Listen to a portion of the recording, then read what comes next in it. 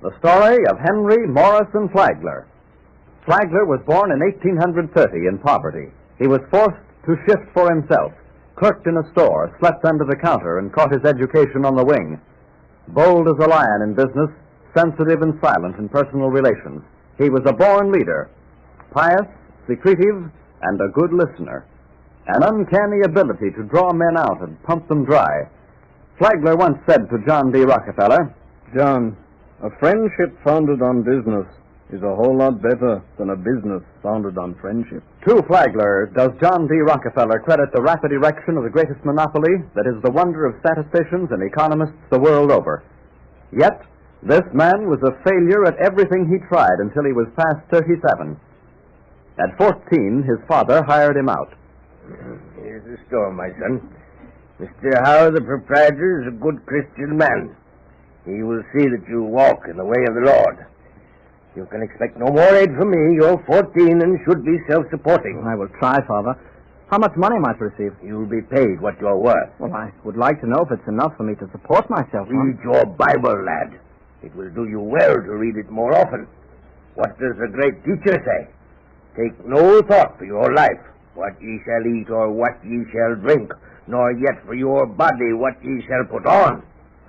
Is not life more than meat, and the body than raiment?" I will do my best, Father. Is this the lad, Reverend Flagler? It is, Mr. Howe. You will find him obedient and God-fearing. See that he earns what you pay him, and should it be more than you think is well for him to handle, you may send it to me. I will write you from time to time. He will earn every cent I pay him, I promise you that. That will be well. And now I must say goodbye, as I'm on my way west to preach to the heathen. Goodbye, Reverend. I hope the Lord is always with you. Thank you, Mr. Howe. Now, Henry, your duties will be to rise at 5:30, sweep the store. Mr. Pettigill, the other clerk, will be here at 7:30. Then you can have your breakfast. In the winter, you will get up 1 hour earlier to have the fires started. Yes, sir, I understand. I shall pay you $5 a month in currency. Oh, I thank you, sir. And I will charge you $5 a month for your keep. Oh, but, sir, if I may say it, I'll pay out everything I make for my keep, and that way I won't be able to save a thing. Ah, want to save? Good. I like to encourage thrift, and I'll help you. You can make a bed under one of the counters, and I will allow you $1 a month off for that.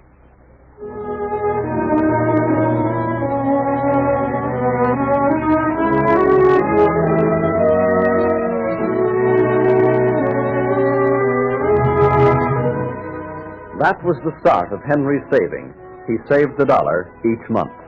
While working in the store, he learned that there was a medium of exchange that was more valuable than money. This was salt. At 18, with a friend, he started a salt refinery. They were doing well when a rival concern decided to force them to sell. The partners were in their office talking to the agent of the salt company.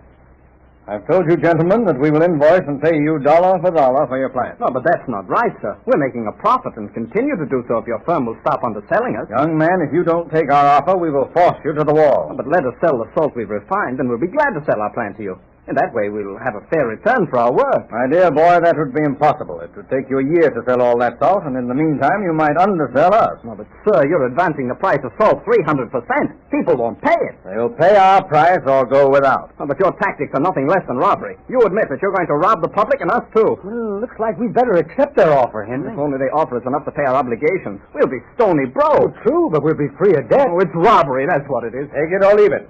We will undersell you until you do accept our terms. Good day.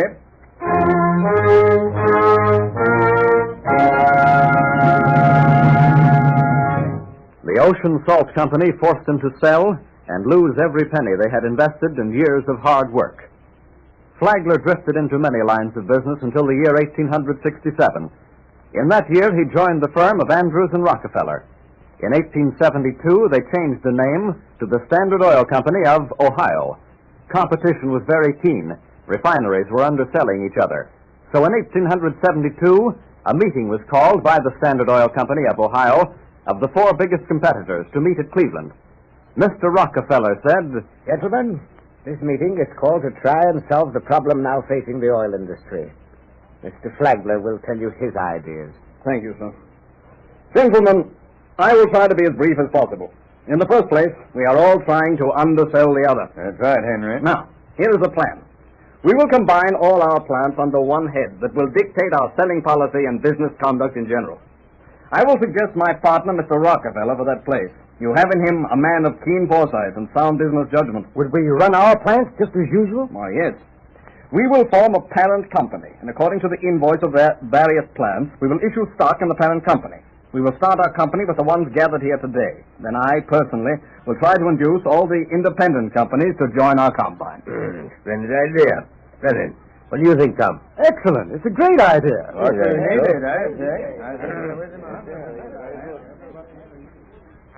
And with this idea in mind, Henry Morrison Flagler visited the small refineries. Most of them saw the advantage and joined. Some fought. Among these was the firm of Jones and Claxon, who had left the salt industry for oil. Mr. Jones, the men I represent own most of the refineries in the country, and I am here and there in your interest. But, Mr. Flagler, we do not care to sell. We're making a handsome profit. Mr. Jones, the railroads are going to raise the rates on shipping. That will curtail your profits. Not enough to matter. No, we will not sell. Then, will you gentlemen let us handle your refined products? Well, what's your proposition? Well, sir, you will join the refineries that I represent. We will take over the management of each unit and issue stock in the parent company pro ratio of the money you have invested. That would be like giving you our business. No, not at all. You would retain your own business, your own name. Yes, but we would be dictated to by your firm. By a parent firm, yes, but your profits would be greater. This is just a scheme to rob the public, combining the refineries and then raising the price of oil. Join our organization, gentlemen, or we'll force you to the wall. What was that you said? It's robbery. You're going to rob the public and rob us, too. I am offering you a chance to save what you have accumulated. I am far more fair to you than you gentlemen were to me. Huh? What do you mean? We've never had any dealings with you. No, sir. Oh, yes, you did. Many years ago. I was a partner in Brown and Flagler Salt Company, and you put us out of business without giving us a chance to save our investment. You really robbed my partner and myself of everything that we had. Now you cry when I come to you with a fair proposition. Well, gentlemen, I've changed my mind. You can't enter our organization. Well, now, Mr. We will Flagler- audit your plant and pay you dollar for dollar. But, sir, We will use the practice you so ably taught me years ago. Now, if you We will undersell you until you accept our terms. Good day, sir.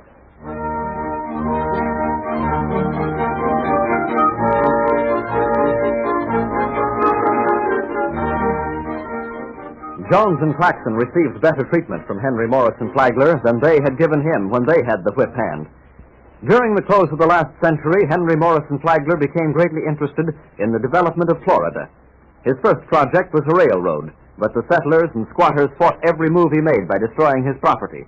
His foremen were unable to cope with the situation, so Henry took a hand.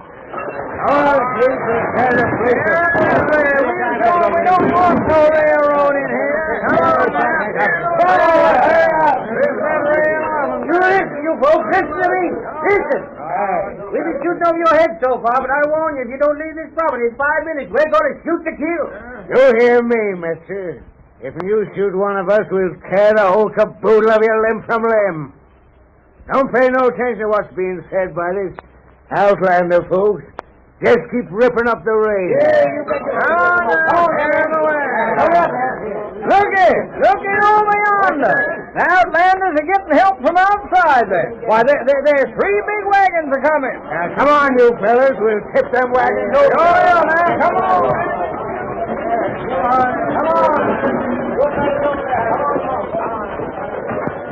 Come on. Get out of them wagons. We're going to tip them over and set them afire. Wait! Who's the leader here? I am. Now, let me talk to you for just 1 minute. And then if you're not satisfied with what I have to say, you can do as you please with these wagons. All right, mister, we'll listen. Have your say. These 3 wagons contain food. I brought it out here so that we all could have a big picnic. Now, there's just one question I want to ask you. Just why are you so opposed to this railroad being built? You tell him, Big. Tell him why we don't want this snorting contraption around here. Well, old Granny Johnson said the noise the cars would scare our cows so they wouldn't give no milk. She said she'd seen it happen before. And just who is this Granny Johnson? She's a wise woman. She knows everything. Well, I'll tell you what I'll do, Pete. I'll make each one of you a present of a brand new cow the day that railroad's finished. I'll replace every cow that refuses to give milk on account of that railroad. That sounds right fine, but how do you know you'll do what you say? Well, when I get back to the city, you can all go with me. And Pete, I'll buy the cows, send them over to you to be delivered the day the railroad's finished. Now, is that fair enough? That sounds fair. What do you folks say? You're the boss, Pete. What you say goes. You say you had grub in them wagons? That's right. Got enough men to cook this stuff? I think we have. You start your cooking and get that yellow-eared hound that you call a boss out here to show these folks how to put them tracks back. Well, what are you going to do? We're going to fix up all the stuff we wrecked for you. Am I saying right, folks? Well, we're starting, ain't we?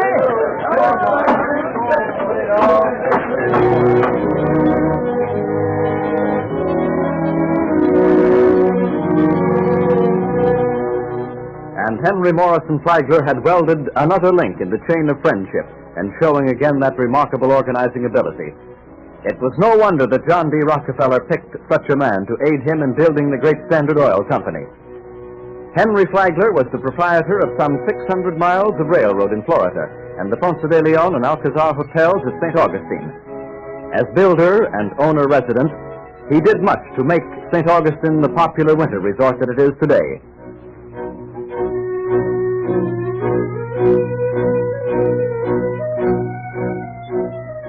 In 1911, Mr. Flagler retired from the Standard Oil Company.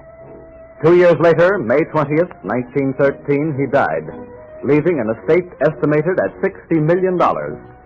Little has been written of this silent man, but he deserves a niche in the Hall of Fame, for he is one of the outstanding characters of this century.